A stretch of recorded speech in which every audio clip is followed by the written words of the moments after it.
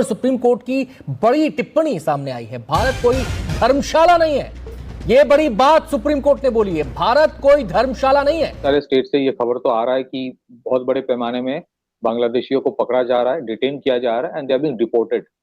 यानी जिस तरीके से एक आम भारतीय राष्ट्रवादी सोच रहा है, राष्ट्रवादी सोच वाला जो व्यक्ति सोच रहा है, उसी तरीके से सुप्रीम कोर्ट ने भी कम से कम इस साल सोचा, इस बार सोचा, और एक शब्द बहुत ही ब्लंटली बोला कि भारत है कोई धर्मशाला थोड़ना है कि कोई भी ऐरा गैरा नत्थु खैरा आएगा, आके यहाँ पर बैठ जाएगा और बैठने के बाद यहाँ पर कहेगा अब मैं नहीं जाऊंगा क्योंकि मेरे तो यहाँ पर बच्चे पैदा हो गए हैं, मेरे बच्चे पैदा हो गए हैं और मैं यहाँ रहने लग गया हूँ। Supreme Court said India is not a dharmshala that can entertain refugees from all over the world. This is what the Supreme Court orally observed. कोई यूनाइटेड नेशंस का ड्रामा नहीं, कोई एनडीटीवी में ये बरकत एनॉल कोई आकर रो कर स्टोरीज दिखा रहे हैं लोगों की, कुछ भी नहीं। Simple message, this is Bharat not a refugee camp. Finally हमने ये काम करना शुरू कर दिया कि हम इन्हें रोहिंग्यास को रेफ्यूजी नहीं मानते, तो इनका जो रेफ्यूजी स्टेटस है वही डिस्प्यूटेड है। ये इलीगल इमिग्रेंट्स हैं, नेशनल सिक्योरिटी थ्रेट है, इन्हें बाहर फेंकना चाहिए। चीज मेरे समझ में नहीं आता, एक इंसान को जब एक देश इतना ही अच्छा लगता है तो भाई वो उस देश में जाकर क्यों नहीं रहता। देखिए, अगर आपको असाइलम चाहिए तो आप किसी और दूसरे देश से मदद मांग लीजिए। अगर आपको लगता है कि कोई ऐसा देश है जो आपकी मदद करेगा, आप वहां पर जाकर तीसरे देश में जाकर आप जाइए और उनसे मदद मांग लीजिए। अगर आपको वो अलाउ कर देते हैं तो आप चले जाइए। भारत में आपके लिए नो एंट्री है। आपने जो सही कहा कि तादाद तो शायद करोड़ों में है, लेकिन जो खबर आ रहा है कि कम से कम एक दिन ऐसा आ रहा है खबर 500, 700, 800, 1000 ऐसे पकड़ा जा रहा है। यानी कोई भी ऐरा गैरा नत्थु खैरा पड़ोसी देशों से भगोड़ा या हमारे देश का कोई भी दुश्मन अगर।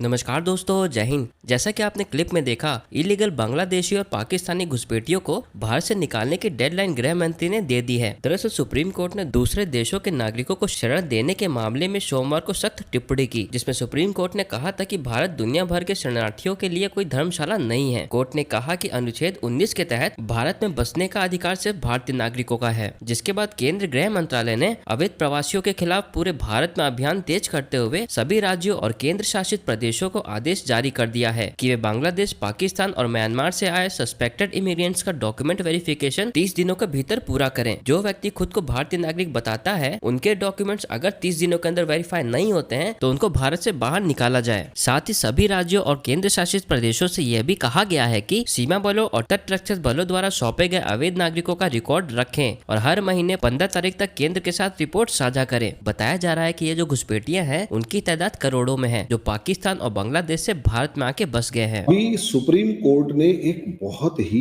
गजब निर्णय दिया। गजब निर्णय क्या दिया? सुप्रीम कोर्ट ने एक मामले की सुनवाई करते हुए एक बहुत ऐसे शब्दों का प्रयोग किया जो नॉर्मली कोई भी राष्ट्रवादी उन शब्दों को हमेशा सुनना चाहेगा। सुप्रीम कोर्ट ने शब्द जो बोले उसमें बोला कि भारत है कोई धर्मशाला नहीं है जो सबको शरण दे। भाई साहब, मजा आ गया सुन के कि भारत कोई धर्मशाला नहीं है जो सबको शरण दे। अब ये मामला क्या है?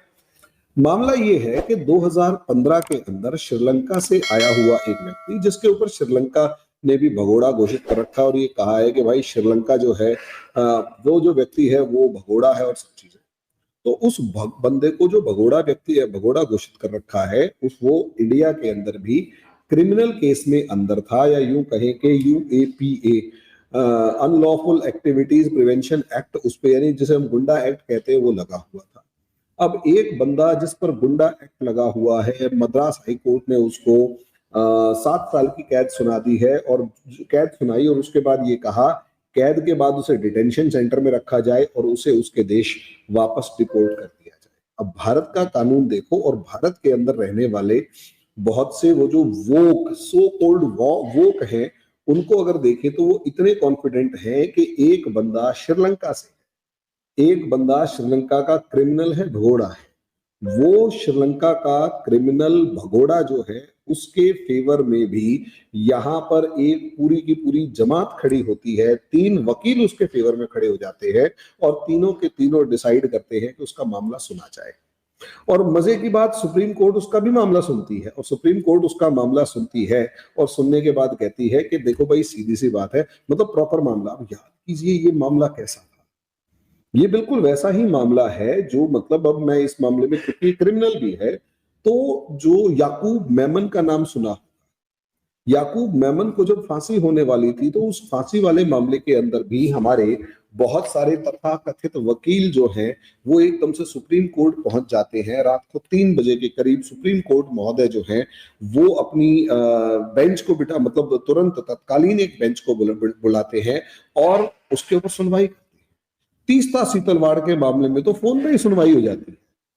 अब आप अंदाजा लगा कर देखिए, इस तरीके से जब सुप्रीम कोर्ट के ऊपर उंगलियां उठने लग जाएं और मी लॉर्ड के ऊपर जब उंगलियां उठने लग जाएं, और मी लॉर्ड इस चीज को जब ये शब्द कहें कि धर्मशाला थोड़े ही ना है, तो दिल को तसल्ली सी मिलती है कि शायद सुप्रीम कोर्ट के अंदर बैठे हमारे जज साहब जो हैं शायद उसी तरफ से या उसी तरीके से सोच पा रहे हैं जिस तरीके से हम लोग सोच रहे हैं।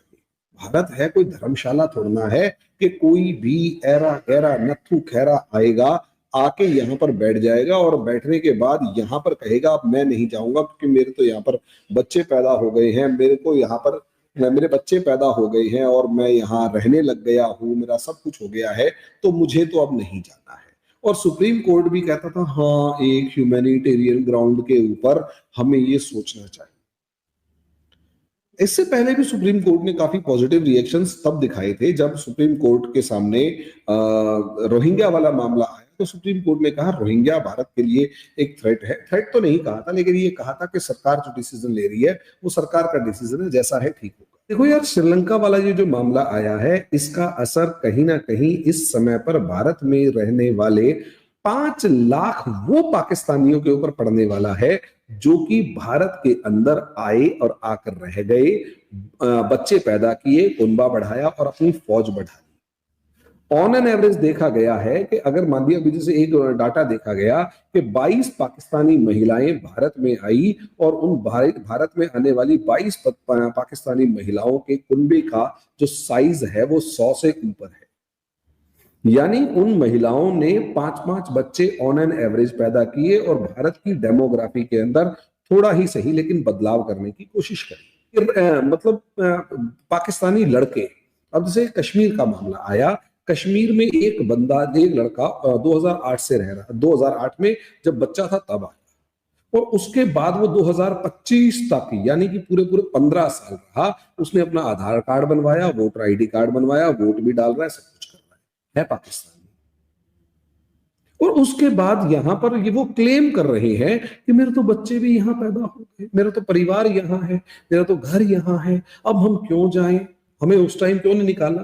भाई तुम उस टाइम खुद ही क्यों नहीं चले गए। एक तो केस ऐसा आया, मैं अभी एक ऑफिसर के साथ बैठा हुआ था, जगह का नाम नहीं बता सकता, भाई पुलिस की जिप्सी रुकी ईंट भट्ठे वालों के पास, जो ईंट भट्ठे पकाते, ईंटें पकाते हैं, उनके पास एक पुलिस की जिप्सी वैसे ही रुकी, यार चाय पानी पी लेते हैं।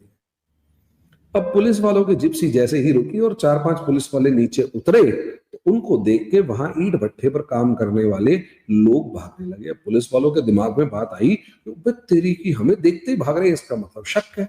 और जैसे ही हमें देखते ही भाग रहे हैं और शक है, पुलिस वालों ने उनको पकड़ना शुरू किया। 70 बांग्लादेशी पकड़े गए, 70। उनमें से कई ऐसे थे जो 20-20 साल से भारत में रह रहे थे। देखिए कुछ स्टेट से, इनफैक्ट कुछ नहीं, आप देखेंगे काफी सारे स्टेट से ये खबर तो आ रहा है कि बहुत बड़े पैमाने में बांग्लादेशियों को पकड़ा जा रहा है, डिटेन किया जा रहा है and they are being deported, और ये हो रहा है। और रिसेंट एक खबर जो आ रहा है कि बांग्लादेश में उनको रिसीव भी किया जा रहा है, तो they are being pushed, Bangladesh इसको पुश इन बोल रहा है and they are being receive इसलिए कर रहा किया जा रहा है क्योंकि वहां पे तो उनके रिलेटिव्स हैं, उनके घर थे, सब कुछ है, so it is very difficult for them to deny it. तो ये हो रहा है एंड इवन इफ आपने जो सही कहा कि तादाद तो शायद करोड़ों में है, लेकिन जो खबर आ रहा है कि कम से कम एक एक दिन ऐसा आ रहा है खबर 500, 700, 800, 1000 ऐसे पकड़ा जा रहा है। और कुछ कुछ जगह पे तो दिखाई दे रहा है कि इनको पूरे कतार में लाके कहीं पे ले जा रहा है।